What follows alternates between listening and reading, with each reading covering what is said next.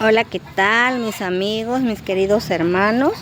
Hoy vamos a hacernos una salsita con estos tomatitos. Aquí en donde vivo le decimos tomate de pajarito. A veces cuando publico este tipo de tomatitos me dejan en comentarios que son tomatitos cherry, pero no, este tomatito no es tomate cherry. Este tomate es criollo, se da aquí en la región de la costa y aquí lo conocemos como tomate de pajarito.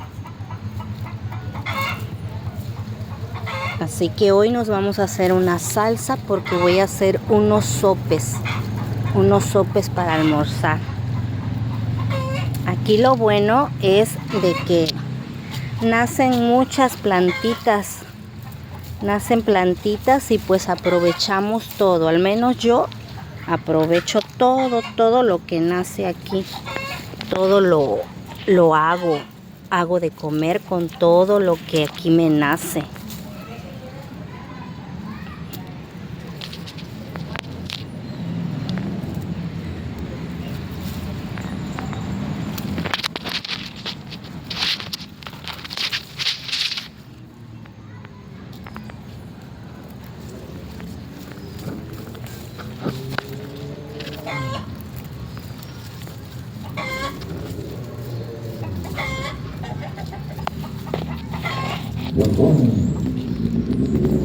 Miren,